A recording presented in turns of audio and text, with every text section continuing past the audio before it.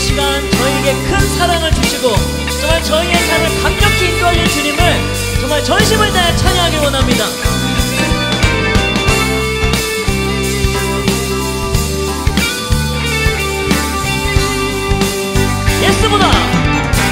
예수보다 더 큰 사랑 그 누구도 줄 수 없네. 우리에게 자유 주신 그 큰 사랑. 다시 한번 예수보다 더 큰 사랑 그 누구도 줄 수 없네. 우리에게 자유 주신 그 큰 사랑. 세상의 헛된 보험, 세상의 헛된 보험 곧 사라지지만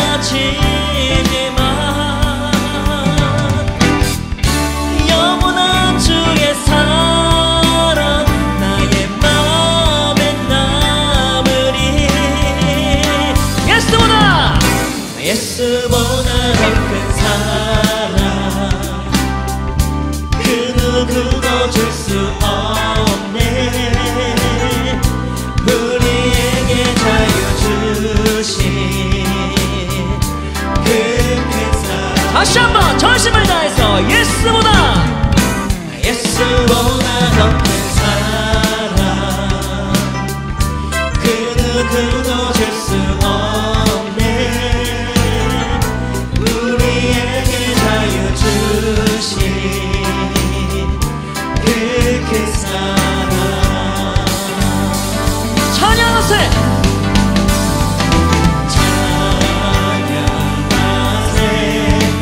영원히 변치 않는 그 사랑. 위대한 그 사랑 내 죄 씻었네. 세상 모든 능력과 권세보다 강하신 영원한 그 사랑. 할렐루야.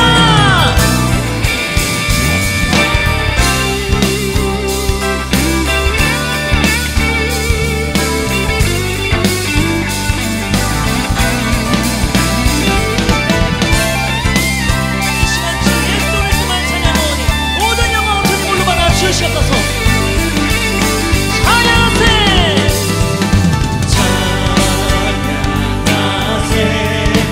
영원히 변치 않는 그 사랑. 위대한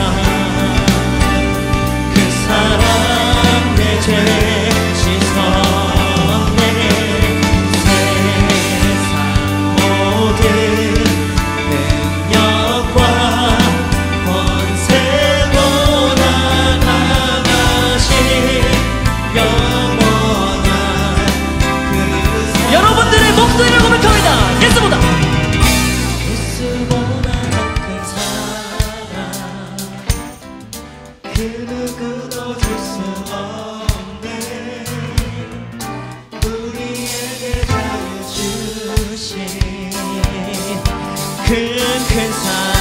다같이 선포합니다. 예수보다 더 큰 사랑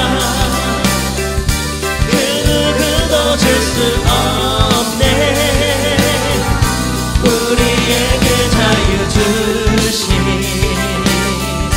그 큰 사랑. 우리에게 자유 주신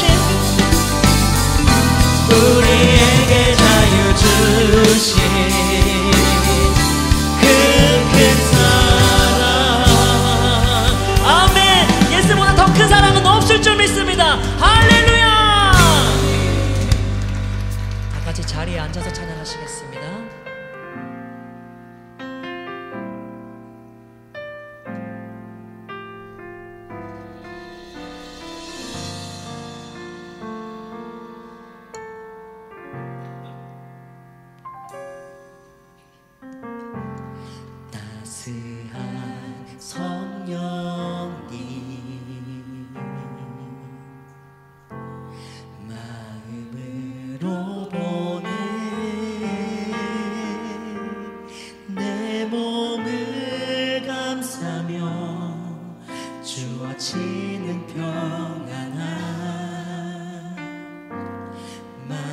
만족함을 느끼네.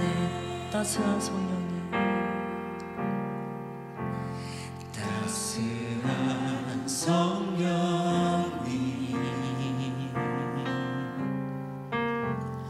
마음으로 보내 내 몸을 감싸며 주어지는 평안함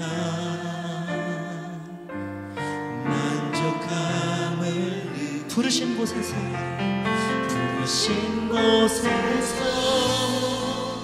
나는 예배하네. 어떤 상황에도 나는 예배하네. 부르신 곳에서 나는 예배하네. 어떤 상황에도 나는 예배하네.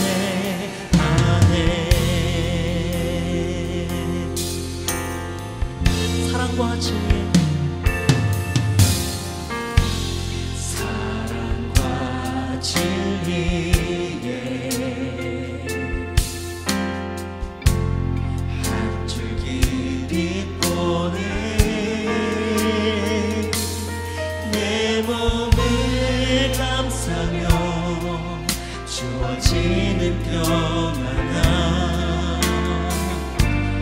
그 사랑을 느끼 부르신 곳에서 부르신 곳에서 나는 예배하네. 어떤 상황에도 나는 예배하네. 부르신 곳에서 나는 예배하네. 어떤 상황에도 나는 예배하네. 부르신 곳에서 부르신 곳에서 나는 예배하네. 어떤 상황에도 나는 예배하네. 부르신 곳에서 나는 예배하네. 어떤 상황에도 나는 예배하네.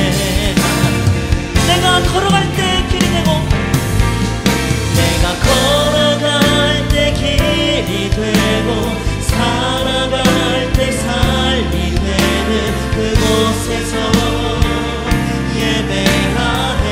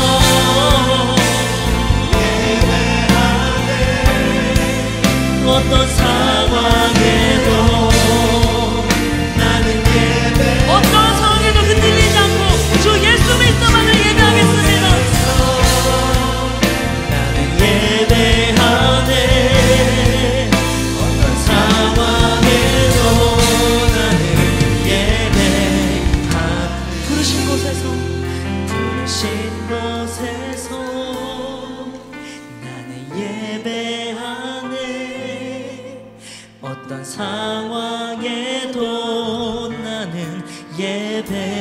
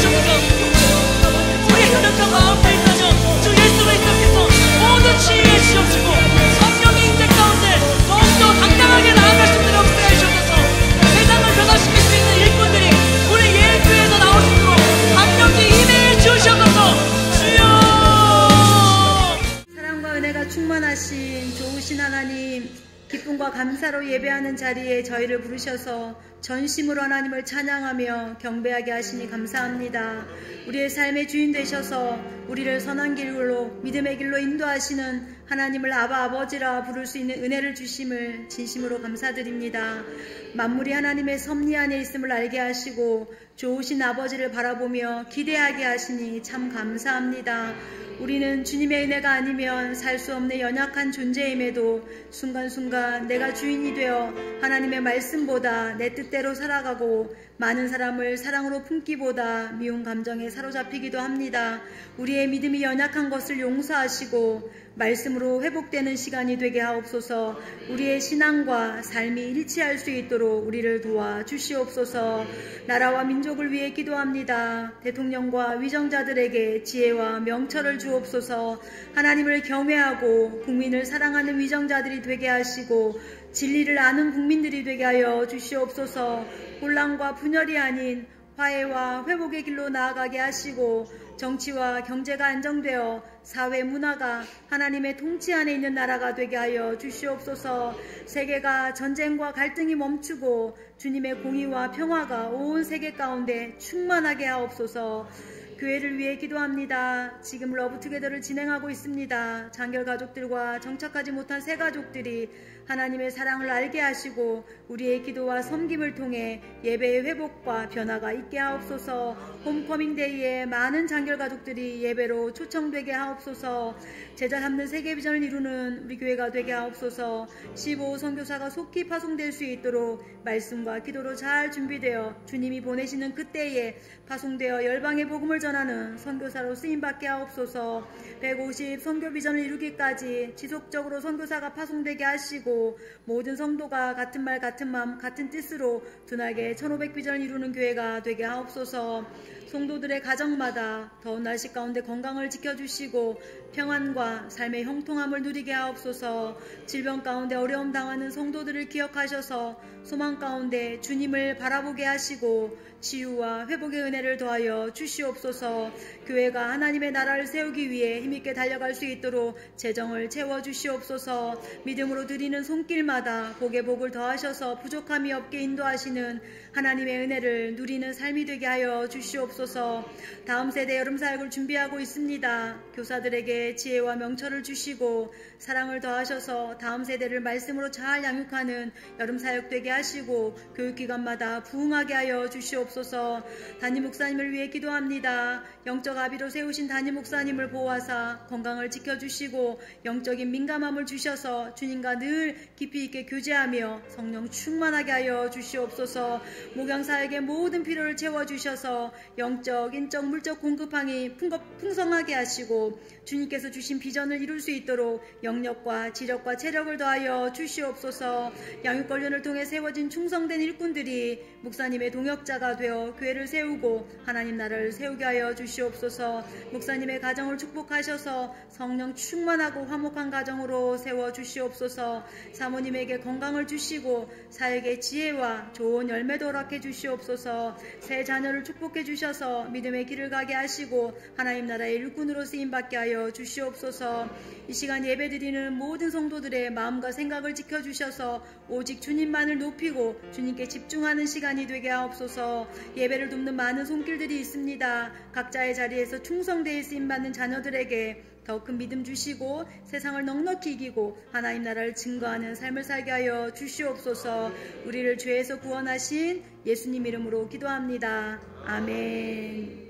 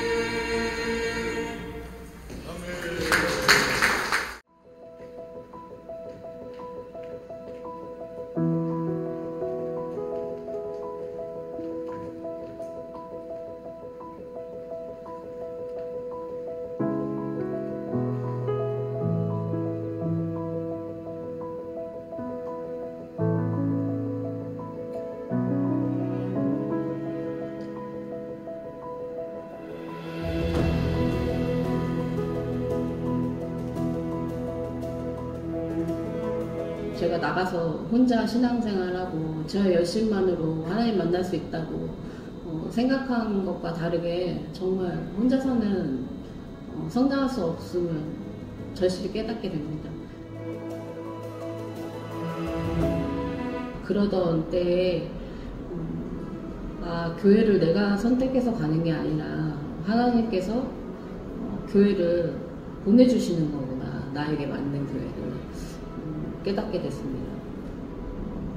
다시 돌아오고 싶은 마음이 되게 컸는데 용기가 나지 않아서 주저하고 있을 때 저희 목장 리더분이 계속 매년마다 안부 문자를 주시고 연락을 해주시고 계셔서 그 계기를 통해서 다시 예일교회에 돌아오게 되었습니다.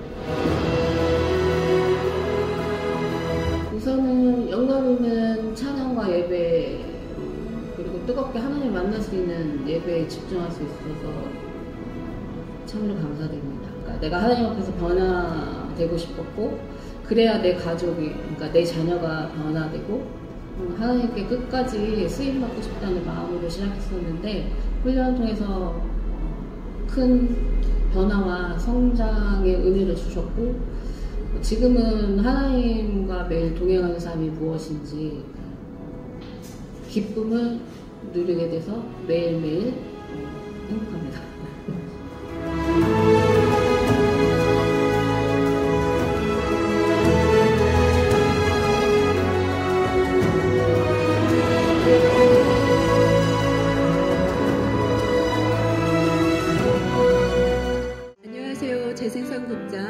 박승미 권사입니다.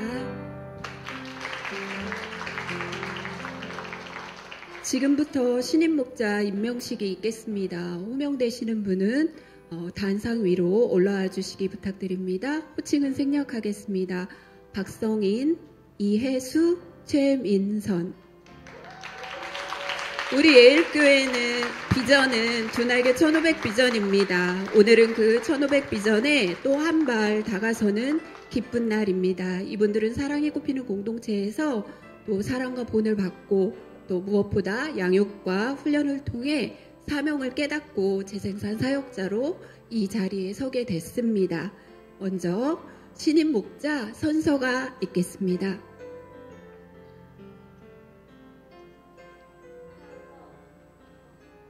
본인은 두 날개로 날아오르는 건강한 예일교회의 목자로 부름을 받았으니 주님 앞에서 생명을 다해 사명을 감당할 것을 하나님과 교회 앞에서 엄숙히 서약합니다. 하나, 담임 목사님과 같은 말, 같은 마음, 같은 뜻, 같은 열매를 맺으며 절대 순종하겠습니다. 하나, 예수 그리스도의 종으로 지체들을 세워 내 어깨 위에 세우는 일에 온 인격과 열정을 다하겠습니다. 하나, 하나님께서 목자로 부르신 것을 평생 영광으로 알고 기쁨과 자랑스러움으로 감당하겠습니다. 하나, 나를 변화시키는 모든 훈련에 적극적으로 참석하겠습니다. 하나, 두 날개로 날아오르는 건강한 교회의 거룩한 재생산 사역자로 반드시 재생산의 열매를 거두겠습니다. 2025년 6월 22일 서약자 박성인.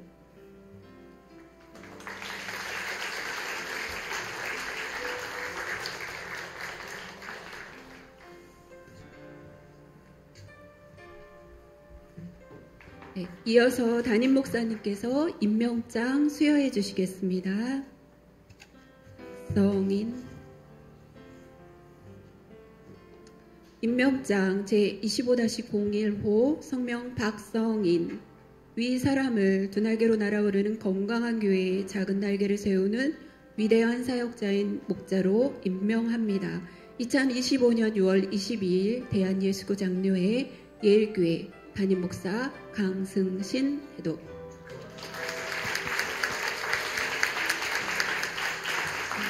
이혜수 임명장 제25-02호 성명 이혜수. 내용은 같습니다.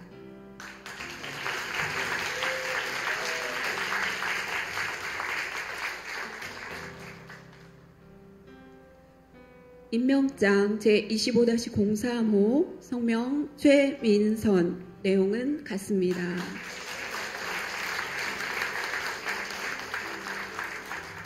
이어서 담임 목사님께서 신임 목자에게 안수해 주시겠습니다. 우리는 사도들을 세워서 복음을 전하게 하시고 교회를 세우게 하신 예수 그리스도의 명령을 따라 오늘도 예수 그리스도의 제자를 세울 또 다른 제자를 이 시간 이렇게 세우게 되었습니다. 우리 교회 비전이고 1500명의 셀리더를 세우는 그 비전에 오늘 또 세 걸음 가까워졌습니다. 하나님께서 이 일을 계속하고 계시는 줄로 믿습니다. 이렇게 아무나 올 수 없는 자리에 부름받은 이 귀한 하나님의 일꾼들을 세워가는 일을 위해 이 시간 기도할 때 함께 진심으로 기도해 주시기를 바랍니다. 우리 기도하겠습니다.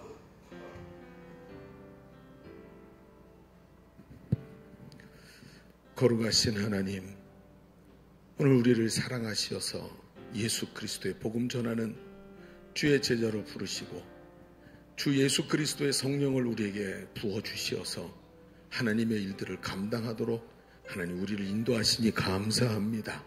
오늘 주님께서 제자들을 세워서 땅끝까지 가서 복음의 증인다라 하시고 내가 너희 분부한 것을 그들에게 가르쳐 지키게 하라 하신 말씀대로 오늘도 귀한 주의 일꾼들이 이를 세워 싸우니 하나님 이제 이들에게 기름 부어 주옵소서.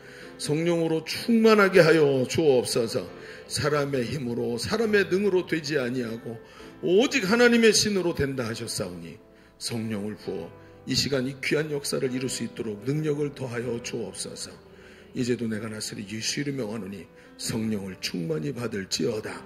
하나님의 영을 부어주시고 권능을 부어주시어서 제자를 세워 하나님 땅 끝까지 이르러 복음의 증인되도록 축복하여 주옵소서.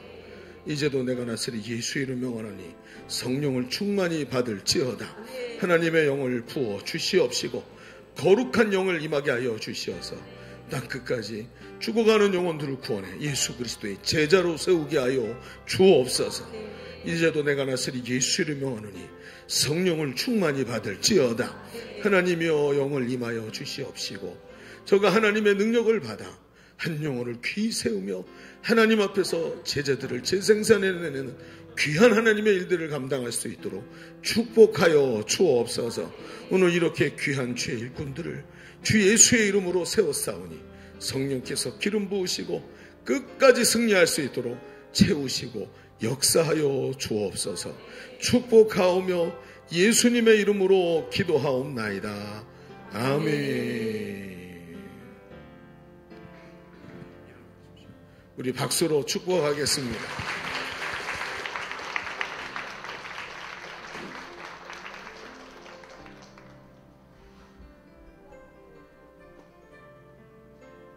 분가 목자인 박혜인 목자, 양나은 목자는 앞으로 나와주시기 바랍니다.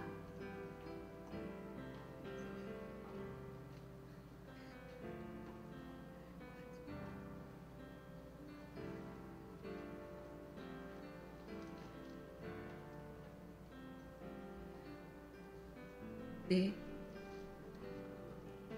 임명받은 신임 목자와 분가 목자에게 준비한 꽃다발을 전달하겠습니다. 목장 식구, 그 외 가족분들은 나와서 축하해 주시기 부탁드립니다. 박수 부탁드립니다.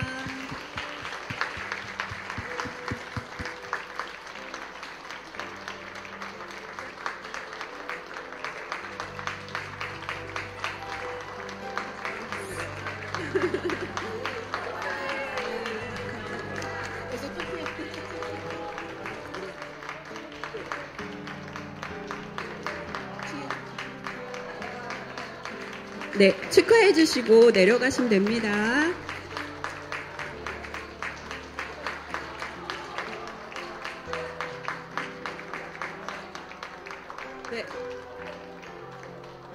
네, 자리로 돌아가 주시면 좋겠습니다. 감사하겠습니다.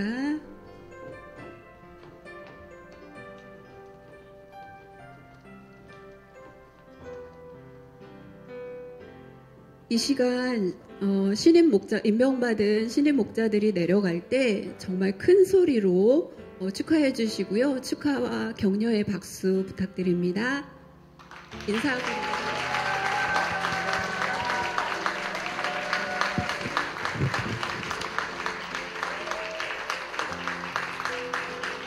이 시간에는 분가 목자인 박혜인 목자가 나와서 간증해 주시겠습니다. 안녕하세요. 청년 B-1 목장 박혜인 목자입니다.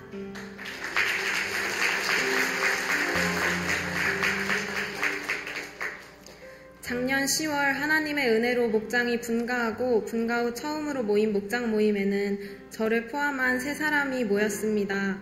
작은 조각 케이크에 초를 붙이고 우리 목장의 새로운 출발을 기념하며 축하하는 시간을 가졌습니다.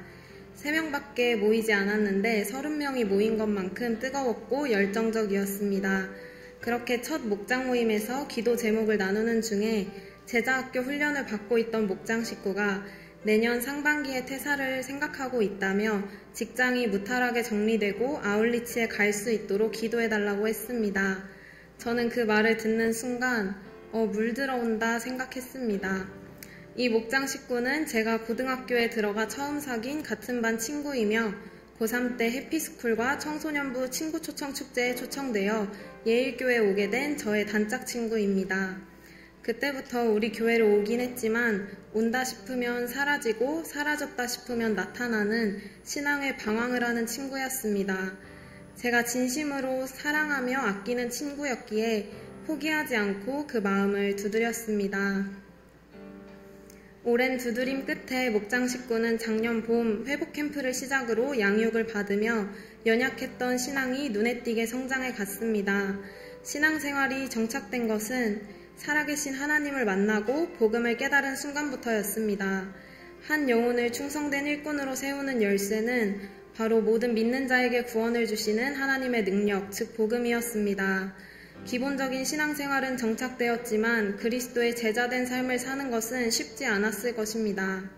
무사히 제자학교를 수료하고 제자대학 1학기는 망설이는 듯 보였습니다.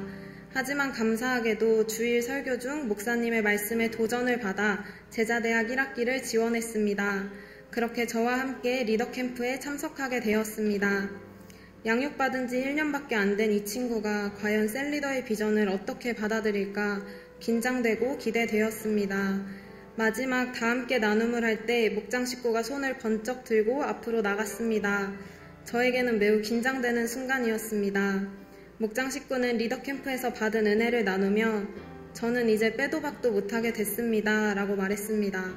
자신이 이미 돌이킬 수 없는 비전의 길에 들어섰음을 고백한 것입니다.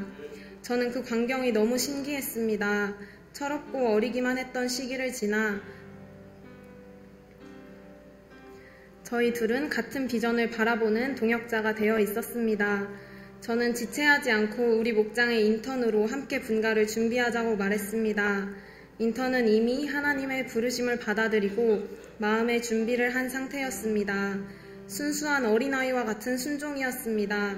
이제 막 훈련을 받으며 목자는 무엇인지 제자 삼는 세계 비전이란 무엇인지 정확하게 알지 못하지만 하나님께서 부르시기에 그 길을 걸어가는 모습입니다. 지난 시간을 되돌아보면 인턴은 늘 순수한 마음으로 사역에 임했습니다.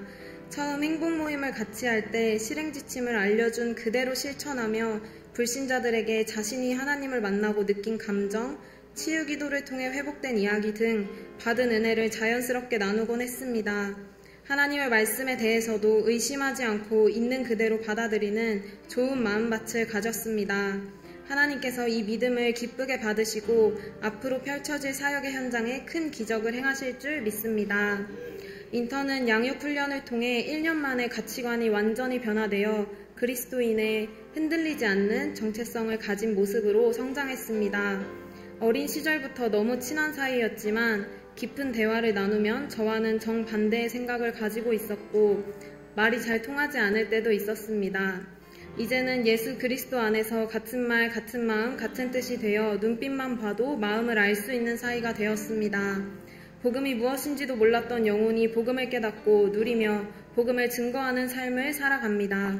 그리고 이제는 땅끝까지 복음 전하는 자로 여름 아울리치를 준비하고 있습니다. 할렐루야, 하나님께서 하셨습니다. 오랜 친구인 인턴과 함께 사역하면서 재미있는 일이 참 많았습니다. 서로의 베스트가 아는 친구인 경우 둘이 함께 전략을 세워 관계 맺기를 했습니다. 함께라는 힘은 큰 용기를 갖게 했고 더 담대하게 전도할 수 있었습니다. 한 번은 행복모임 10주차 이벤트를 앞두고 올 수 있는 베스트가 없어 급하게 친한 고등학교 친구에게 연락을 했습니다. 친구의 이름을 부르자마자 행복모임 오라고? 이미 연락 받았다. 너네가 하도 얘기해서 어차피 언젠가 한 번은 가야 할 것 같으니까 오늘 갈게 라고 하며 행복모임에 초청되기도 했습니다. 하나님의 은혜로 올해 상반기에는 목장에 4사람이 양육훈련을 받았고 6사람이 함께 행복모임을 했습니다. 목장에 같은 마음을 가진 한 사람만 있어도 감사한데 같은 비전을 품은 목장 식구들과 함께하니 저는 정말 행복한 목자입니다. 맡은 자리를 든든하게 지켜주는 목장 식구들 덕분에 저는 너무나 즐거운 사역을 했습니다. 서로를 돌아보는 일을 기쁨으로 감당해준 목장 식구들에게 진심으로 감사합니다.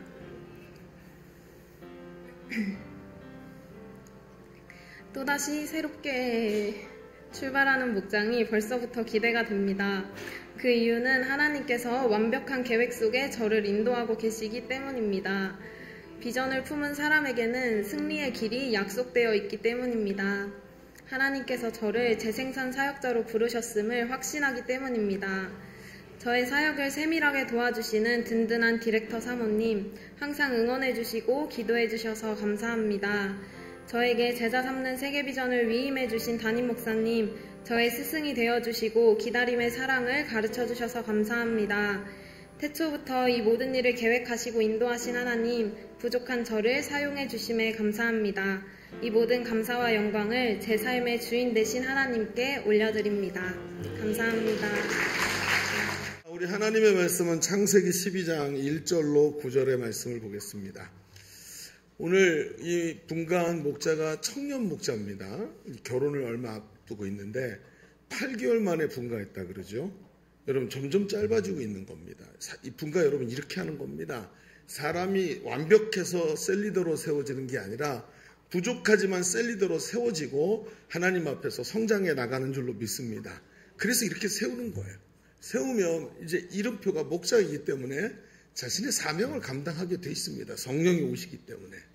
그래서 어떻게든 이렇게 세워가고 하면 하나님께서 이 귀한 일꾼들을 통해서 더 큰 역사를 일으키실 줄로 믿습니다. 짧아지고 있죠? 우리 교회 사역이 이렇게 짧아지고 있어요. 지금 계속해서 9개월, 8개월 만에 분가하는 거, 이게 정상입니다. 제가 10여 년 전부터 계속 얘기했죠. 9개월 만에 분가해야 된다고. 계속 9개월 만에 분가해야 된다고 말했는데 이런 일들이 계속 일어나고 있습니다. 지금 우리 교회는 굉장히 건강하게 변화되고 있는 줄로 믿습니다. 이런 일들이 계속 일어나야 돼요. 이 기도 많이 부탁을 드립니다. 자, 우리 창세기 12장 1절로 9절을 한 절씩 교도하겠습니다. 여호와께서 아브라함에게 이르시되 너는 너의 고향과 친척과 아비의 집을 떠나 내가 네게 보여줄 땅으로 가라.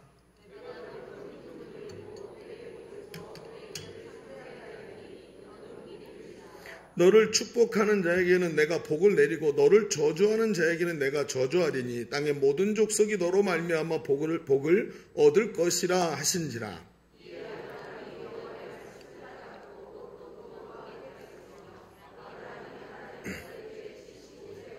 아브라함이 그의 아내 사레와 조카 롯과 하란에서 모은 모든 소유와 얻은 사람들을 이끌고 가나안 땅으로 가려고 떠나서 마침내 가나안 땅에 들어갔더라.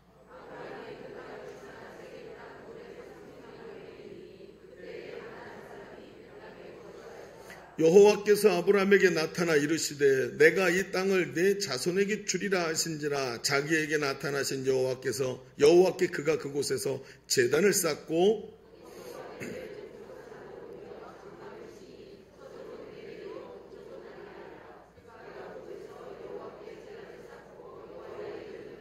함께 봅니다. 점점 남방으로 옮겨갔더라. 아멘. 여러분, 그 불교에는 그림, 이 불교 예술이 있지요. 그 불교 그림 중에 탱화라, 그래서 이름이 그 불교 그림을 탱화라고 합니다. 근데 이 탱화 중에 유명한 그림이 한 장이 있어요. 보여주나요? 네, 보여주세요. 그림 나왔습니까? 네, 보이시죠? 착한 사람한테만 보입니다. 근데 이 그림이 그럼 나왔군요. 이 무슨 얘기냐면 옛날에 한 남자가 깊은 숲을 걸어가다가 갑자기 성난 코끼리가 그를 향해 달려오는 것을 보고 놀라서 도망을 치는 거예요. 급하게 도망치다가 코끼리가 너무 빨리 달려오니까 막 피할 데가 없었는데 마침 앞에 절벽이 있는 거예요. 그 절벽 근처에 덩크를 붙잡고 아래로 매달린 겁니다. 그러니까 이 낭떠러지가 있으니까 코끼리가 더 이상 오지 못하고 거기서 씩씩거리고 있는 겁니다. 그런데 위기를 모면하고 한숨을 돌리고 나서 보니까 위에는 성난 코끼리가 버티고 있는데 절벽 아래로 내려가야 되겠다 하고 보니까 아래는 무시무시한 독사들이 입을 벌리고 기다리고 있는 거예요. 그러니까 내려가지도 못하고, 그게 독사굴인 거죠. 내려가지도 못하고 올라가지도 못하고 그러고 있는 처지에 있는 거예요. 그런데 어떻게 돼요? 덩쿨을 붙잡고 있으니까 팔에 힘이 점점 빠지고 있는데, 넘겨보세요. 빠지고 있는데 그가 붙잡은 덩쿨 위에 두 마리 쥐가 나타납니다. 하나는 흰 쥐이고 하나는 검은 쥐가 나타나는데 이 두 마리 쥐가 뱅뱅뱅뱅 돌면서 번갈아 가면서 그 덩쿨을 갉아먹고 있는 거예요. 안 그래도 손에 힘이 빠지고 있는데 덩쿨이 끊어지게 생긴 것이지요. 그런데 큰일이 났습니다. 이거 어떡합니까? 이제는 가만히 있어도 죽고 그냥 매달려 있어도 죽게 생겼습니다. 그런데 얼굴에 갑자기 뭔가 얼굴에서 뚝 떨어지는 거예요. 이게 뭐지? 이거 이렇게 손으로 만지는데 뭐가 뚝뚝 떨어지길래 만져서 이렇게 냄새를 맡아보고 입을 딱 대보니까 이게 달콤한 겁니다. 고개를 들어보니까 위에 뭐가 있어요? 벌꿀이, 꿀벌집이 있는 거예요. 거기서 벌꿀이 뚝뚝 떨어지는데 그게 얼굴에 맞는데 계속 뚝뚝 떨어지니까 손을 내가지고 그걸 이렇게 해가지고 받아서 입에 대면서 아이 달다 하면서 지금 자기의 처지를 잊어버리고 있는, 이걸 뭐라고 얘기하냐면 이게 바로 인생이라는 거예요. 이게 불교의 빈설경이라는 불교 경전에 나오는 내용입니다. 여러분, 불교 승려들이 앉아서 자기 인생을 깊이 묵상하다 보니까 이 사람들이 인생의 본질을 깊이 파악하는 거야. 아, 인생이 무상이구나. 이게 이러지도 못하고 저러지도 못하고 이렇게 떨어져 죽는 건데 이게 뭐 하나, 이런 생각이 들 수밖에 없는 거죠. 여러분, 어떻게 생각하십니까? 저는 이 그림을 오래전에 보았는데 제가 직접 본 그림이 있어서 이게 아주 깊이 있게 제 마음속에 이렇게 남은 그림입니다. 여러분, 이 장면을 보면서 정말 저는 공감하지 않을 수 없었어요. 인생이 바로 이렇구나. 그런데 이 모습이 우리 시대에 나타나죠. 우리 시대는 여러분, 얼마 전만 해도 성공학 서적이 서점에 가득 있던 곳이 바로 대한민국이었습니다. 그런데 여러분, 요즘에 서점 가보십시오. 성공학 서적이 찾기가 좀 어렵습니다. 여러분, 무슨 얘기일까요? 여러분, 지금 우리 시대가 성공을 찾기보다는 행복을 찾는 시대로 변했어요. 또 잘 됐죠. 치열한 성공보다 행복을 원하니까. 아닙니다. 그것은 일종의 낭패감에서 시작된 현상입니다. 아무리 노력해도 성공할 수 없고 인생이 미래가 밝지 않다고 생각되기 때문에 오늘 자신의 삶을 목적을 슬쩍 바꿔서 오늘도 자신은 행복을 찾으려고 하는 겁니다. 마치 한 곳에 정착하지 못하고 오늘도 자신의 무언가를 위해서 떠나는 유목민처럼 오늘도 자신의 행복을 찾아 떠나는 신유목민, 행복을 찾아 떠나는 유목민들이 우리 시대에 사방을 헤매고 다니지 않습니까? 이렇게 하면 행복할까? 저걸 얻으면 행복할까? 좀 골프를 배워보면 행복할까? 요가를 해보면 좀 행복할까? 하며 사방으로 다니고 있습니다. 그러면서 한 자리에 머물지 못하고 무엇인가를 위해서 애를 씁니다. 앞에 본 그림처럼 그렇게 행복을 찾아서 꿀맛에 취해서 정신을 빼앗기고 있지만 조금만 있다가 조금 지나서 정신을 차리기 시작하면 인생이라는 것의 본질이 위기 속에 있다는 것을 너무나 잘 알게 되죠. 그러니까 어때요? 여러분, 핸드폰을 딱 내려놓고 혼자 가만히 앉아서 화장실에서도 이루고 있지를 못해요. 핸드폰을 끄잖아요. 저 흰지와 까만지가 보이기 시작합니다. 계속 켜놔야만 되는 거예요. 그러면서 자신의 삶이 위기인 것을 알고 우리가 추구하고 있는 행복이라는 것이 마치 카드 놀이할 때 쓰는 카드로 지은 집처럼 너무나 연약하고 아무리 높이 쌓아올라도 밑에 있는 한 가지만 딱 부러져도 한 가지만 빼도 와르르 무너지는 마치 사막의 신기루와 같은 것이라는 것을 점점 깨닫게 되죠. 인생이 무엇인지 행복이 무엇인지 잘 모르고 유목민처럼 헤매고 다니고 있는 것을 보게 됩니다. 오늘을 살아가는 우리에게 행복한 삶을 위한 분명한 영적인 조언이 우리에게 지금 필요한 줄로 믿습니다. 우리 시대가 필요한 겁니다. 성경은 행복한 인생을 위해 아주 중요한 무언가를 오늘 이 우리가 읽은 말씀을 통해서 우리에게 제시하고 있습니다. 우리가 읽은 말씀은 너무나도 유명하고 잘 알고 있는 바로 하나님께서 아브라함을 부르시는 장면입니다. 아주 유명한 장면이죠. 오늘 하나님은 그 아브라함을 행복한 인생으로 초대하고 계시는 겁니다. 그런데 이 말씀 속에 우리가 전에는 잘 생각하지 못했던 뭔가 깊은 내용이 하나 담겨 있는 게 보이는 거예요. 그리고 오늘도 아브라함과 같이 오늘 우리를 행복한 인생으로 초대하는 하나님의 음성이 그 속에 들어있는 게 보이기 시작합니다.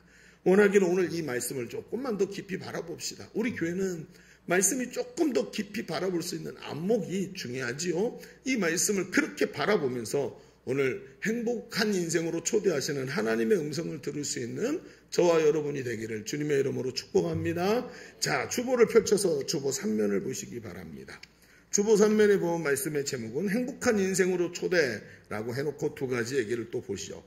자, 우리 첫 번째 얘기는 이렇게 됩니다. 행복한 인생을 위해 먼저 해야 할 일은 삶의 좋은 목표를 세우는 것입니다 하고 써보죠. 좋은 목표.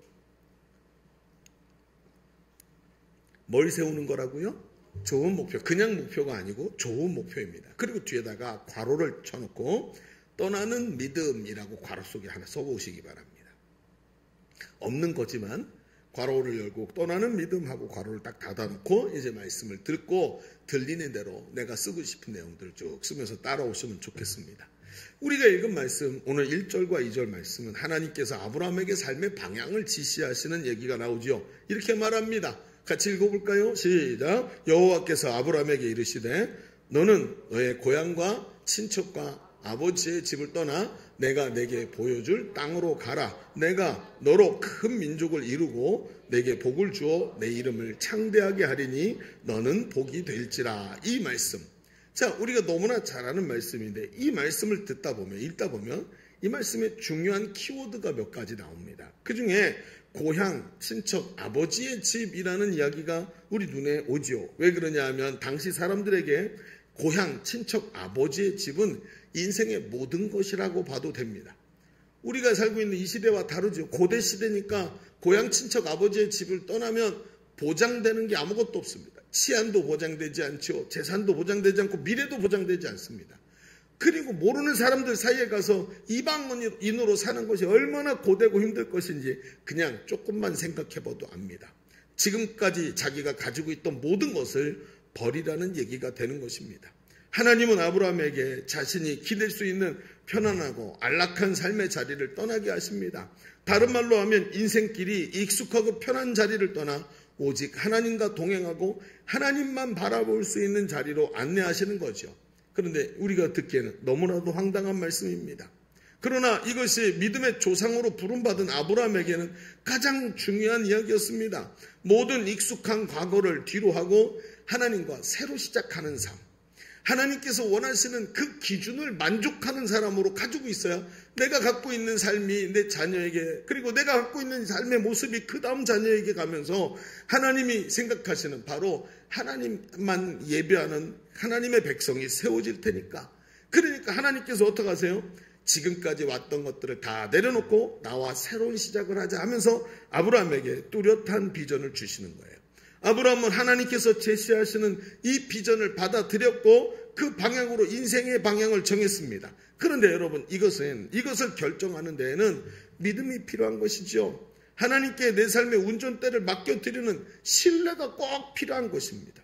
여러분, 인생은 하나님 앞에서 어디로 가야 할지를 결정해야 합니다. 하나님이 그걸 요구하시니까요. 뭘 흐르듯 그저 가는 게 아닙니다. 마치 행복이라는 신기루를 찾아다니며 짧은 인생을 여기저기에다 낭비해서는 안 되기 때문에 그렇습니다. 우리의 삶의 목적이 정확하게 정해져 있어야 된다는 거예요.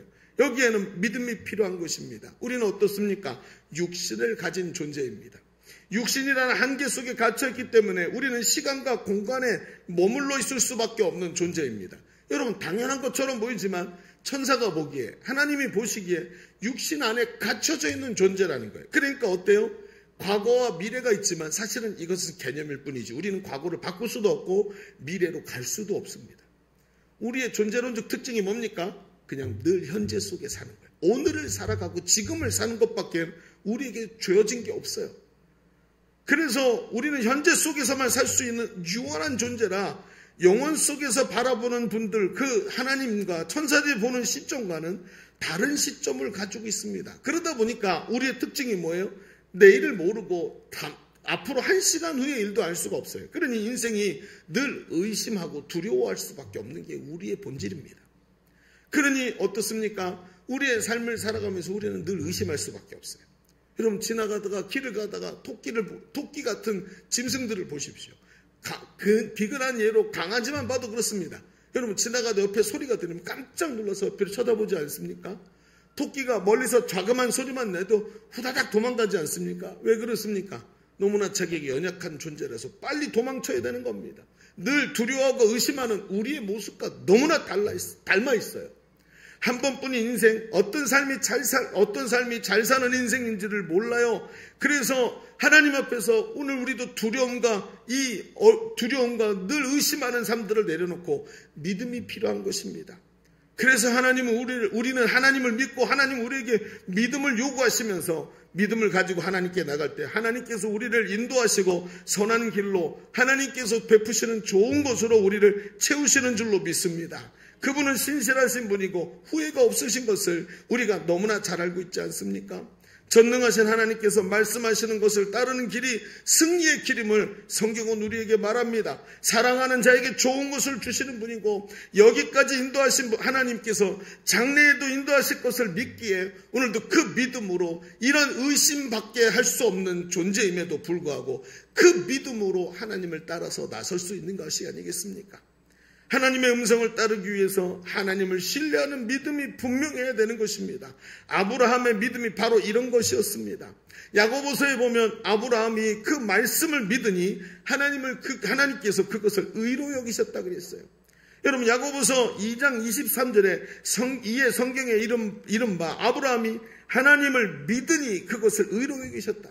우리같이 연약한 존재이지만 의심하지 않고 나와 함께 가자 하시는 하나님이 제시하시는 길을 향해 나가기 위해서 믿고 의지하고 따라갔다는 것이에요. 이게 오늘 우리에게 요구되는 믿음이라는 것입니다. 떠나는 믿음, 이겁니다. 여러분은 어떠십니까? 저는 요즘에 이런 생각을 합니다. 이번에도 이제 부산에 집중훈련 갔다 오면서 왕복 운전을 다 했죠. 하면서 참 우리 시대에 자동차가 많이 발달했다라는 생각을 하게 되는 거예요. 돌이켜보니까 제가 운전을 한 30년 정도 했더라고요. 근데 제가 처음 운전면허를 따던 날 저는 그날 밤 차를 몰고 나가서 접촉사고를 냈습니다. 그래요. 저는 그런 사람입니다. 그냥 버티지를 못하고 무조건 해봐야 됩니다. 근데 그때는 여러분 운전을 하기 위해서 딱 나가잖아요. 그러면 자동차에 항상 뭐가 있냐면 지도가 있었어요. 그래서 출발하기 전에 조금 먼 곳에 간다 그러면 지도를 펼쳐놓고 어느 길로 가야 할지 쫙 보고 출발을 합니다.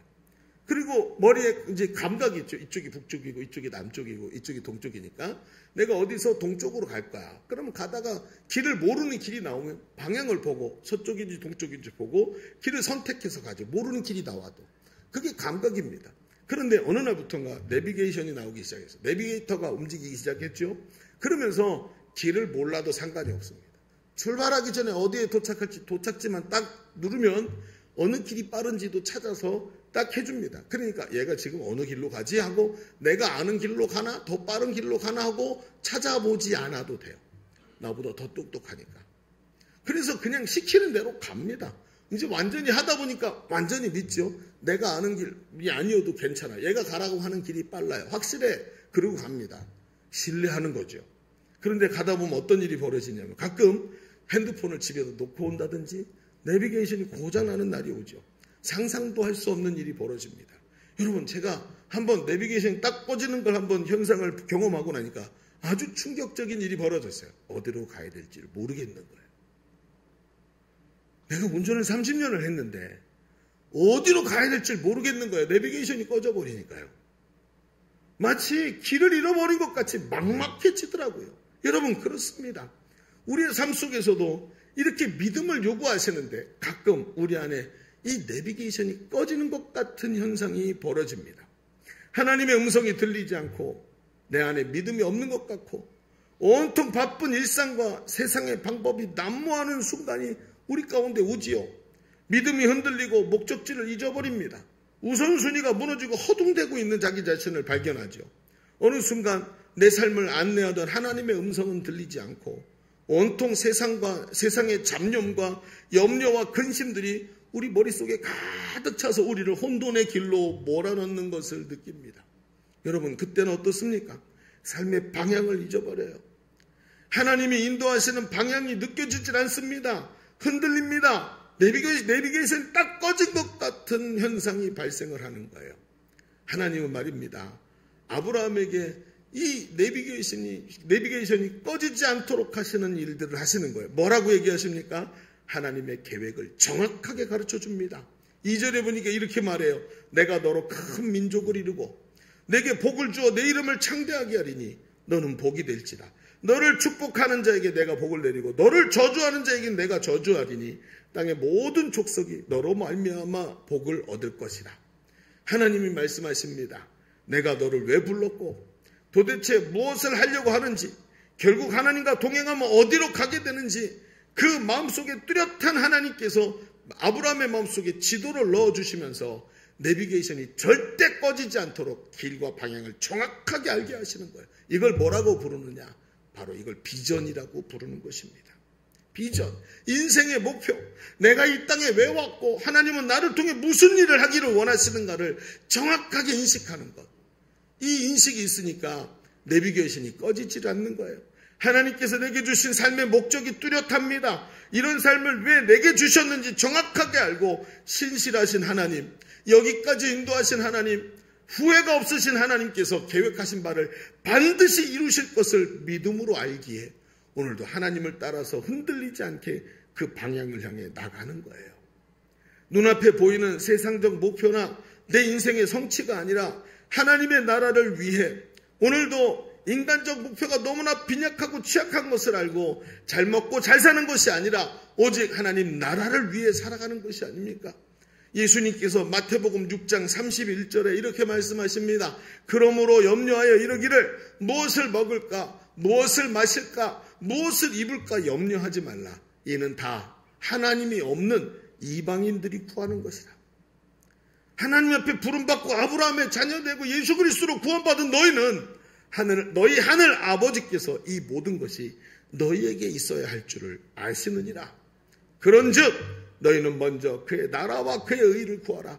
그리하면 이 모든 것을 너희에게 더하시리라. 여러분, 부디 잘 먹고 잘 사는 것이 인생의 목적이 아니시기를 바랍니다. 이런 사람들이 얼마나 공허한지 보십시오. 앞에 읽었던 그 탱화에 나오는 그 붙잡고 그 나무 뿌리를 붙잡고 그리고 거기 매달려 있는 사람처럼 살아서는 안 되지 않겠습니까? 하나님 나라를 세우기 위해 살아가는 사람은 심령이 가난한 사람입니다. 그래서 늘 영혼이 살아있고 삶이 살아서 하나님과 동행하는 사람이에요. 그러니까 무엇을 먹을까 무엇을 입을까 걱정하지 않고 오직 하나님의 나라와 의, 즉 하나님의 통치를 구하고 하나님이 내 삶에 오셔서 나의 주인 되시는 삶을 구하면서 하나님이 내게 주신 삶의 목적을 이루며 살아가는 삶이 아닙니까? 오늘 여러분, 이 간증한 셀리더의 간증이 왜 중요합니까? 여러분, 이 친구가 자기 인생을 위해 아무것도 안 하고 교회에서 직원처럼 삽니까? 아닙니다. 자신의 삶을 살아가면서도 하나님이 나를 이 땅에 왜 보내셨는지를 정확하게 알고 그 일을 감당하면서 하나님이 자신과 함께 하시는 것을 깨닫는 거예요.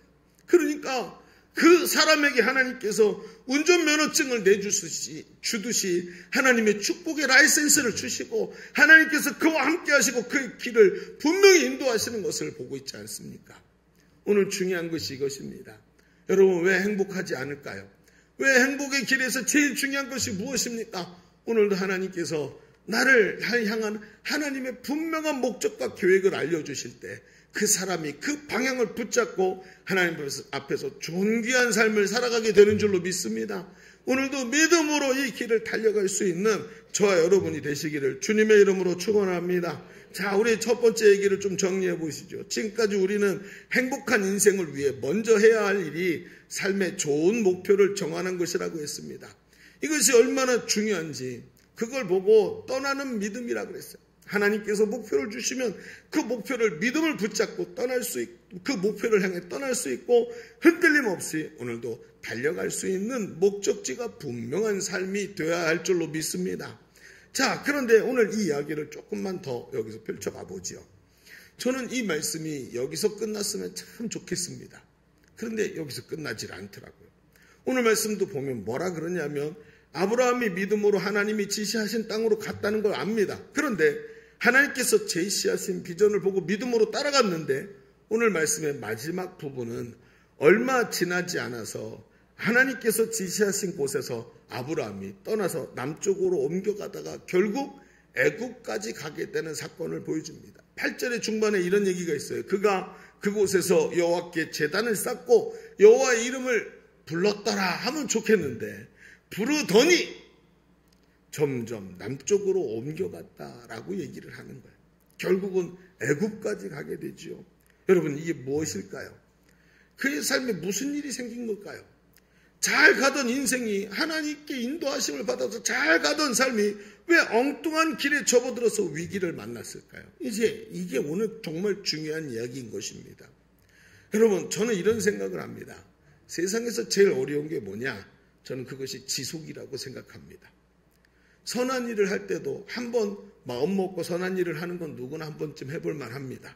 그러나 그 일을 지속하는 건 쉽지 않습니다. 그렇죠? 오늘도 설교 말씀을 듣는데 잘 들리는 것 같지만 지속적으로 들으려면 눈에 힘을 주고 들어야 됩니다. 안 그러면 내 지금 감기이기 때문에 오늘 여기 좀 많이 힘든 것 같아요. 마귀가 졸개를 보내서 졸개하고 있습니다. 눈을 뜨십시오. 그렇죠? 지속적으로 뭔가 한다는 게 참 에너지가 많이 들어가고 힘든 일입니다. 그렇습니다. 여러분 우리 속에 삶의 비전이 없거나 믿음이 없습니까? 아닙니다. 나도 목사님 비전이 있고 나도 제자되기 훈련도 받았고 나도 내 마음속에 뜨거운 성령을 처음 했습니다. 순종을 안 하는 것도 아닙니다. 그런데 문제가 뭐죠? 지속이 안 되는 거예요. 마음을 먹었는데 지속이 안 돼요. 결국 그는 자신의 인생에서 가장 소중한 자기 아내인 사라를 잊어버릴 뻔하는 이런 위기를 애굽으로 내려갔다가 만나게 되죠.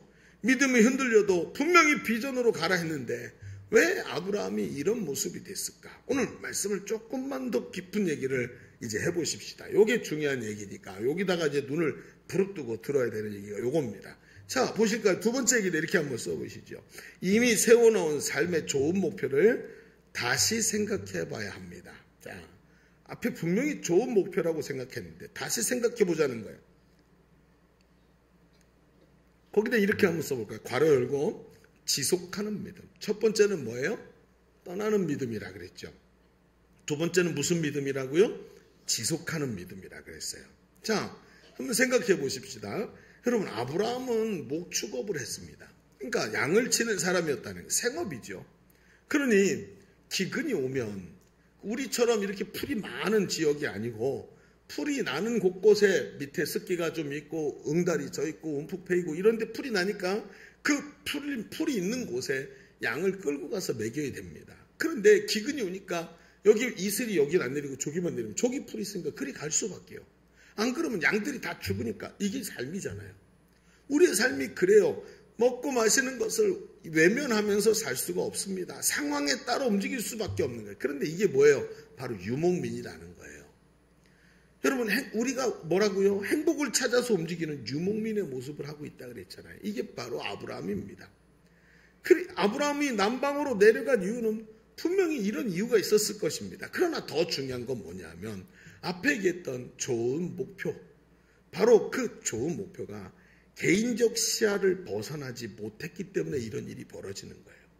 여러분 하나님께서 아브라함에게 너는 내가 지시할 땅으로 가라 하셨는데 그 원어적인 얘기를 보면 내가 앞으로 지시할 테니까 그 땅으로 딱 가, 거기서 기다려 하고 끝, 이게 아니에요. 앞으로 계속해서 지시할 땅으로 가라라는 뜻입니다. 그러니까 이게 단회적인 용법이 아니라 계속 유지되는 이 이야기를 문법적으로 쓰고 있다는 것이죠. 계속해서 그 인생의 본질이 자신의 선택이 아니라 하나님께서 앞으로 지시하실 것으로 계속 변화될 것을 말씀하시는 인생의 본질적 변화를 말하는 것입니다. 오늘 이 사건에 순종하고 따르는 것이 아니라 이 사건 하나에 순종하고 따르는 것이 아니라 내 인생이 하나님께 초점을 맞추겠다는 인생의 방향성을 수정하는 것에 대해서 말씀하시는 거였어요. 이렇게 되면 한 번은 되는데 환경의 변화와 요동치는 삶 속에서 순간순간 상황에 따라서 변할 수밖에 없는 일들이 되는 거잖아요. 제가 한 번은 말입니다. 시간관리 전문 강사하고 좀 친해진 적이 있었어요. 같이 공부를 하게 되면서 제 옆에 목사님이 한 분 있었는데 이분이 시간관리 전문 강사였어요.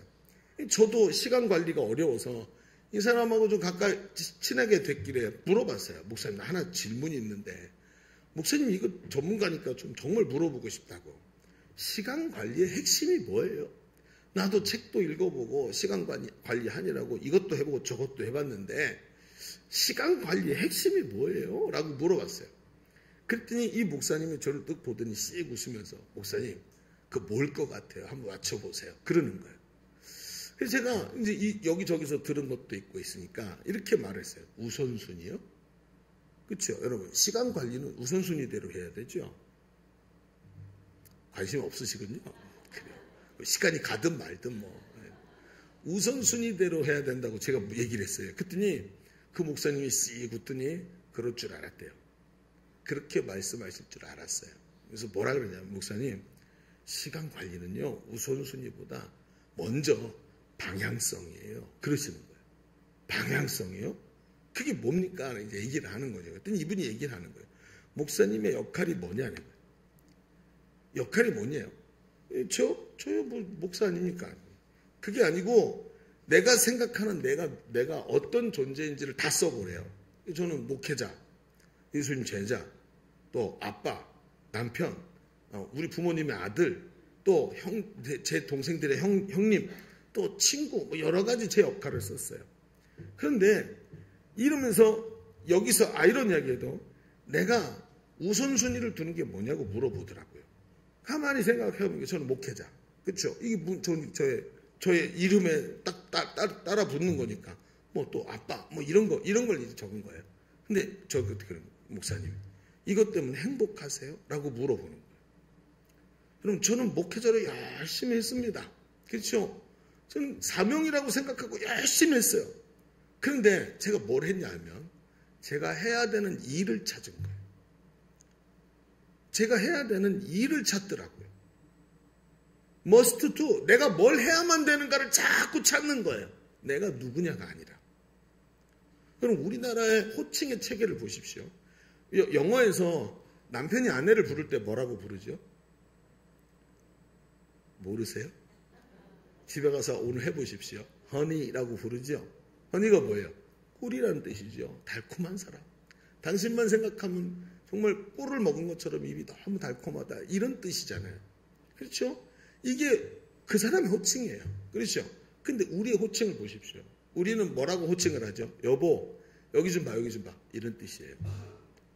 호칭이 없어요, 사실은. 또 보세요. 이모부. 호칭의 뜻이 뭐죠?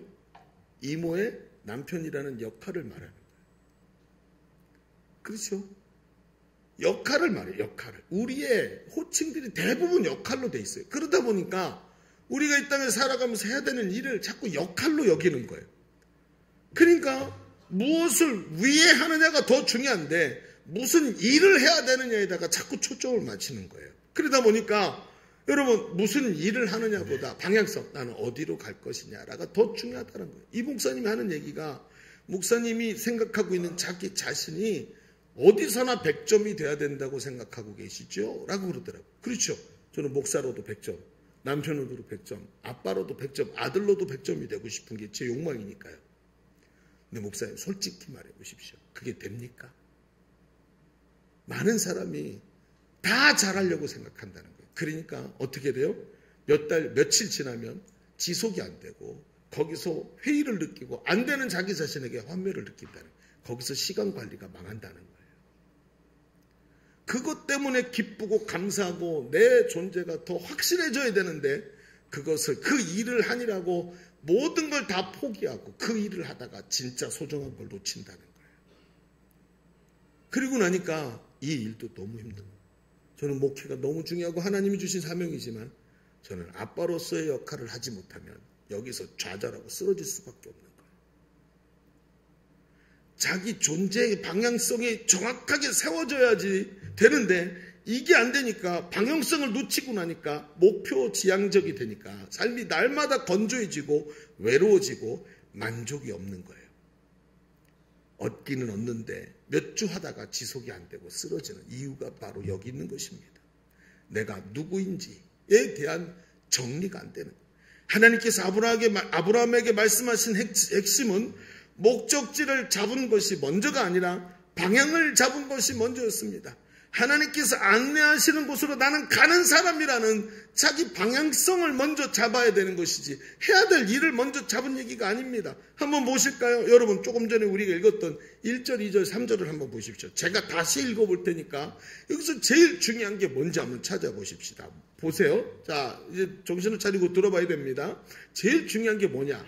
여호와께서 아브라함에게 이르시되 너는 너의 고향과 친척과 아버지의 집을 떠나 내가 너에게 보내어줄 땅으로 가라. 내가 너로 큰 민족을 이루고 내가 너에게 복을 주어 내가 내 이름을 창대하게 하리니 너는 복이 될지라. 내가 너를 복으로 만들어주겠다. 너를 축복하는 자에게는 내가 복을 내리고 너를 저주하는 자에게는 내가 저주하리니 내가 땅의 모든 족속으로 말미암아 너로 말미암아 땅의 모든 족속이 복을 얻도록 내가 만들겠다. 자, 주어를 딱 붙이고 나니까 가장 중요한 게 뭐라고요? 가장 중요한 게 뭐로 보이십니까? 그렇죠. 해야 될 일이 아니라 누가 이 일을 시키고 있느냐가 갑자기 보이기 시작해요. 하나님은 계속해서 내가 주인이다. 내가 너의 주인이고 내가 이 길을 인도하고 내가 이 모든 것의 근원이다라고 계속 말씀하고 계시는 거예요. 시시때때로 변하는 상황이 아니라 하나님의 뜻이 아브라함의 인생의 목적이 되기를 바라셨고 앞으로 하나님의 모든 말씀에 따라 하나님의 뜻이 아브라함에게 기준이 되어서 하나님이 원하신다면 그게 내 삶의 가장 중요한 방법입니다 라고 말할 수 있는 하나님의 주인 되심, 즉 로드십이 인정되기를 하나님이 원하셨던 것입니다. 그러나 아브라함은 그 말의 뜻이 뭔지 몰랐습니다. 시간이 지나고 수많은 고통과 그 시행착오를 통해서 하나님께서 이게 하나님 원하시는 것이구나 하고 점점 깨닫다가 그가 나중에 어느 자리에서 그것을 선언합니까? 자기 아들 이삭을 하나님께 제물로 바치면서 바로 이거였구나. 본질적인 것, 인생 전체의 주인이 하나님이시라는 것을 선포하라고 말씀하시는 거구나 하고 깨닫더라는 거예요. 여러분, 우리 인생의 목표가 바로 하나님이신 줄로 믿습니다. 한번 눈 딱 감고 참아주면서 어쨌든 내가 해야 되는 믿음으로 해야 되는 일이니까 이게 아니라 하나님이 나의 모든 것입니다 하고 하나님의 소유됨을 인정하는 것. 여러분, 하나님이 모세에게 원하신 게 뭐지요? 네 발에서 신을 벗으라. 여러분, 하나님께서 여호수아에게 원하신 것이 뭐죠? 하나님이 모세에게 명령하신 율법에서 좌로나 우로나 치우치지 말아라. 하나님이 주인 되셨다는 걸 인정하라는 것입니다. 이것이 가장 중요한 근원, 삶의 근원이 돼야 된다는 거예요. 이런 방향성을 놓치니까 나중에 어떻게 돼요? 내가 환경이 움직이는 대로 내가 결정하면서 유목민으로 살아가는 사람이 되는 거예요. 왜 자꾸 여기저기서 어려운 일이 발생할까요? 왜 자꾸 일렁일렁이는 파도 때문에 멀미가 나는 걸까요? 우리는 수도 없이 많은 유혹을 받으면서 바람과 파도에 일렁이는 인생이라는 배를 운전하고 있는 사람과 같습니다. 이 배의 나침반이 분명하고 물속에 내려서 배를 움직이지 못하게 하는 닷을 정확하게 갖고 있다면 배가 아무리 흔들려도 방향을 놓치지 않고 자리를 이탈하지 않지 않습니까?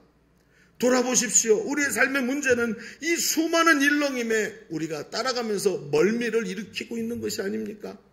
몸과 마음이 지쳐서 세상의 행복을 찾아 세상으로 떠돌면서 매일 오는 파도에 일렁이면서 삶의 기준이 계속 바뀌고 또 바뀌고 있지 않습니까? 참된 예배, 회복된 삶에 대한 기도가 사라지고 성공적 삶, 위대한 삶, 충성된 제자의 삶의 기준이 점점 낮아지면서 일렁이는 파도에 따라서 움직이면서 오늘은 이 바람 타고 내일은 저 바람 타고 오늘은 요가 좋고 내일은 여행 좋고 오늘은 골프 좋고 이러고 돌아다니고 있으니까 계속해서 하나님이 주시는 삶의 중심이 자꾸 잊어지는 거예요. 여러분, 골프 치지 말라는 얘기가 아닙니다. 중심을 놓치고 있다는 것에 대해서 얘기를 하고 있는 거예요. 여러분, 이제 회복을 해야 되는 것입니다. 하나님은 매 순간 비전을 가지고 달려가는 사람, 즉 하나님의 주인 되심을 인정하고 하나님이 내 인생의 왕좌에, 내 마음속에 있는 왕의 자리에 하나님이 앉아 계시고 하나님이 뜻하시는 대로 달려갈 수 있는, 하나님께 순종하는 비전의 사람이 되라고 우리에게 얘기하시는 거예요. 성경에는 말이죠, 종이라는 단어가 있습니다. 다 끝나갑니다. 이제 조금만 더 힘을 내십시오, 여러분. 말이 점점 빨라지죠? 저한테 끝나가니까 그러는 거예요. 자, 여러분, 성경에는 두 가지, 종이라는 단어가 신약 성경에 두 가지로 나옵니다. 하나는 둘로스라는 단어인데 이거는 태어날 때부터 종이거나 이건 자의가 아니라 강제적으로 종이 된 사람, 돈을 못 갚아서 뭐 이런 사람을 둘로스라고 합니다. 그런데 그 자기 의지로 종이 된 사람을 있는데 그 자기 의지로 남의 종이 된 사람을 디아코노스라고 합니다. 디아코노스는 자원에서 종된 사람, 이 사람은 삶의 목적이 뚜렷한 겁니다. 자기 주인과 함께 가기 위해서 그 주인의 일을 주인 곁에서 평생 머물면서 그 일을 같이 감당하기 위해서 종된 사람이에요. 디아코노스를 성경에 표현합니다. 그 사람의 모습이 어떤 줄 아십니까? 마치 군사처럼 자기를 부르신 자를 기쁘시게 하기 위해서 오늘도 깨어서 달려가는 사람, 바로 그 사람이 디아코노스입니다. 경기장의 선수처럼 줄기차게 앞에서 메달이 상 받을 것을 바라보면서 오늘도 줄기차게 주인과 함께 선수처럼 노력하고 애쓰면서 훈련하면서 달려가는 사람, 밭의 농부처럼 수확을 얻을 것을 기대하면서 오늘도 눈물로 씨를 뿌리며 끝 달려갈 수 있는 사람, 이 사람을 디아코노스라고 얘기하는 겁니다. 이 사람은 자유가 없는 종이 아니라 인생의 방향이 하나님께 뚜렷하게 맞춰진 사람, 이 사람은 흔들리지 않습니다. 아니, 세상에서 방황하고 흔들릴 자격이 나한테는 없다고 생각합니다. 그리고 하나님이 나에게 주신 1달란트, 2달란트 또는 5달란트를 붙잡고 오늘도 이 땅에서 그 5을 또 남기기 위해서 달려갑니다. 그냥 이리저리 흔들리는 대로 흔들릴 시간이 없습니다. 왜냐하면 주인이 나에게 5달란트를 맡기셨기 때문에 이거 가지고 또 다른 5달란트를 남겨야 되는 사람, 나에게 2달란트를 주셨기 때문에 이거 가지고 열심히 해서 또 2달란트를 남겨야 되는 이런 사명이 있는 사람, 그래서 내 삶을 하나님께 온전히 바쳐드리고 하나님 또 2달란트를 남기기 위해서 오늘도 달려갑니다 하면서 하나님의 뜻을 분명히 붙잡고 오늘도 달려가는 이 사람을 바로 디아코노스라고 합니다. 여러분, 성경에 마지막 날 불로 시험한다는 말씀이 있습니다. 집을 지었는데 집을 돌로 짓고 쇠로 짓고 은으로 짓고 나무로 지푸라기로 지은 집들이 있는데 마지막 날 불로 공력을 시험하면 나무 불에 타는 건 싹 없어지고 타지 않는 것만 남게 된다. 하나님께서 그거 가지고 이야기하신다는 거예요. 여러분, 바람의 일렁이고 파도의 일렁인 사람은 남을 게 아무것도 없지만 디아코노스 돼서 부르신 자를 기쁘시게 하기 위해서 하나님의 주인 되심을 인정하고 오늘도 달려가는 사람은 오늘 우리의 평생을 달려가고 뒤를 돌아보았을 때 하나님께서 가장 기뻐하시는 삶의 모습이 우리 뒤에 남아있을 줄로 믿습니다. 그러니 보십시다. 오늘 하루를 소중히 여기면서 달려갈 수밖에요. 오늘 하루도 뭐예요? 5달란트거든요. 아무 의미 없이 지나가는 어제와 똑같은 하루가 아니라 오늘도 하루를 5달란트로 생각하고 달려가는 거예요. 그러니까 하루하루가 남다르게 느껴지고 하루하루가 소중하고 하루하루가 하나님 앞에서 내가 이 땅에 보내진 목적을 위해 살아가는 삶이 되니까 삶이 헛된 대로 가지 않고 유목민처럼 이리저리 움직이지 않게 되는 것입니다. 여러분, 시작하면서 불교의 탱화 이야기를 했습니다. 인생이 행복이라는 것을 쫓아서 가는 유목민, 그 속에서 꿀의 맛에 도취되어서 현실을 잊고 살아가면서 어느 날 주님이 오시는 날 깜짝 놀라서 주님이 왜 도둑같이 오셨나요? 라고 말하는 사람이 되어서는 안 되는 것입니다. 오늘도 인생의 가치를 발견하십시오. 여기 하나님 앞에 존귀한 부르심이 있는 줄로 믿습니다. 하나님께 부름받은 디아코노스로 하나님 앞에 흔들림 없이 중심을 잡고 살아가다가 하나님 만나는 그날 하나님 앞에서 면류관 쓰고 오늘도 비전에 잡혀 달려가다가 주님 앞에서 하나님이 주신 사명을 이루고 주님 앞에 잘했다 칭찬받을 수 있는 우리 하나님의 일꾼들 다 되시기를 주님의 이름으로 축원합니다. 축원합니다. 우리 같이 기도하시겠습니다. 오늘 우리 말씀을 붙잡고 우리 한 번만 기도하겠습니다. 한 번만 같이 기도하실 텐데 우리 하나님 앞에 뜨거운 마음으로 기도하십시다. 하나님, 우리 인생이 오늘도 그저 이리저리 흔들리는 사람 되지 말게 하여 주옵소서. 유목민처럼 돌아다니는 사람이 아니라 하나님께 믿음의 뿌리를 내리고 하나님 앞에 디아코노스로 오늘도 주를 위해 살아가며 하나님 나라와 의를 위해 달려가면서 하나님의 능력으로 체험받는 우리의 삶이 되게 하여 주옵소서. 성령님, 나를 사로잡아 주시옵시고 온전히 하나님께 쓰임받는 인생 되게 하여 주옵소서. 우리 주님 한번 외치고 기도합니다. 주여, 할렐루야. 하나님, 오늘도 함께 하시니 감사합니다. 오늘도 이 말씀이 오늘 우리의 마음의 중심을 꿰뚫는 말씀이 되기를 원합니다. 그저 아버지 하나님 우선순위를 놓치고 자기 방법대로 살아가는 사람이 아니라 하나님의 은혜의 말씀을 붙잡고 오늘도 담대한 믿음으로 달려가는 우리의 삶이 되도록 주님 도우시고 인도하여 주옵소서. 오늘 함께 하시는 주님을 바라보며 아버지 하나님 염려하지 말고 오늘도 디아코노스로 하나님 우리의 목표를 다시 설정하며 디아코노스로 달려가는 우리의 삶이 되도록 하나님 인도하여 주옵소서. 오늘도 함께 하시는 하나님 감사합니다. 행복한 인생으로 초대하십시오. 하나님, 오늘도 우리를 행복한 인생으로 초대하시는 주의 음성을 듣게 하시니 감사합니다. 이 정말 낭패감에 가득 차 있는 세상에서 행복을 따라 움직이는 유목민이 아니라 오늘도 믿음의 뿌리를 굳건히 내리고 하나님께서 내게 맡겨주신 사명의 길을 달려가며 하나님의 능력으로 승리하는 주의 자녀들 다 되게 하여 주옵소서. 디아코노스로 달려가게 하여 주옵소서. 함께 하심을 감사드리며 예수님의 이름으로 기도하옵나이다. 아멘. 우리 하나님께 감사의 박수 올려드립니다. 아멘. 아멘. 하나님 감사합니다. 우리 시간 찬송하면서 준비하신 예물 우리 하나님께 올려드리겠습니다.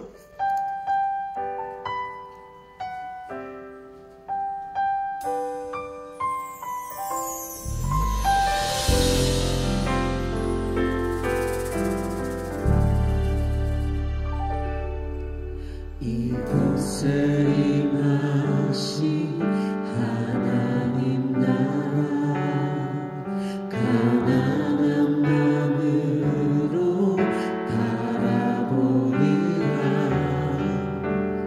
먼저 그 나라 그 뜻 구하며 나의 삶 드리리. 주님이 맡기신 하나님 나라 믿음의 눈으로 바라보리라. 하늘의 뜻이 이 땅 가운데 완성될 그날까지 믿음나요 그 위에 서리라. 하나님의 나라는 무너지지 않으리. 믿음가요 그 나라 세워가리라. 주님 곧 오실 때까지.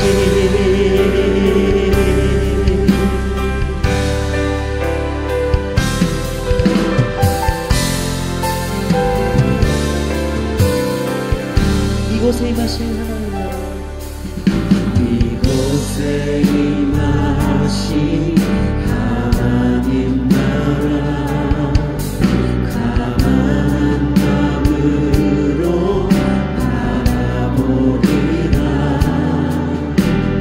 먼저 그 나라 그 뜻 구하며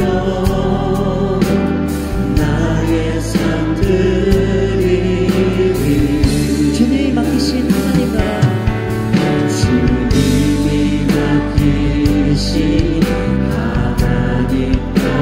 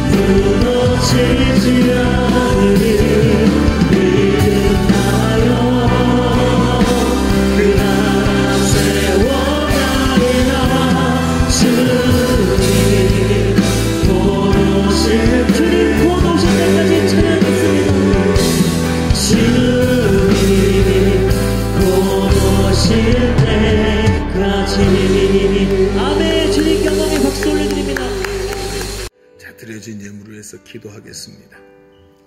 하나님 감사합니다. 오늘도 하나님께서 우리를 예배의 자리로 부르시고 하나님께 경배하며 부복하게 하시고 하나님의 뜻을 정확하게 우리에게 보여주시니 참으로 감사합니다. 하나님의 뜻이 선포되었을 때 믿음으로 순종하고 하나님 앞에서 힘들고 어려운 순간이라도 주 앞에 우리의 뿌리를 묻어 아브라함과 같이 믿음으로 달려나갈 때 하나님께서 우리의 삶을 축복하시고 주의 뜻을 우리를 통해서 이루시는 줄로 믿습니다. 하나님, 세상의 많은 세파에 두려워하는 자가 아니라 하나님께 속해서 하나님의 일꾼으로 주님의 능력으로 싸워 승리하는 자들 되게 하여 주옵소서. 오늘도 하나님께 예배하면서 하나님께 구별해 올려드린 예물이 여기 있습니다. 하나님, 이 예물을 기쁘시게 받으시는 줄로 믿습니다. 왜냐하면 하나님은 중심을 보시기 때문입니다. 주 앞에 경외하는 마음으로 사랑하는 마음으로 주께 올려드린 예물을 주님 받아 주옵소서.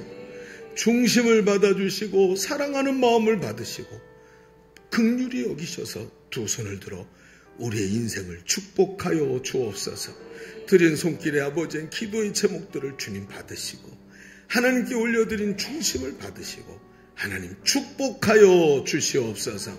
이제 돌아가는 발걸음도 주께서 인도하시고 한 주간도 우리 성령과 동행하면서 날마다 주가 주시는 기쁨을 누리며 감사하는 삶이 되도록 하나님 역사하여 주옵소서.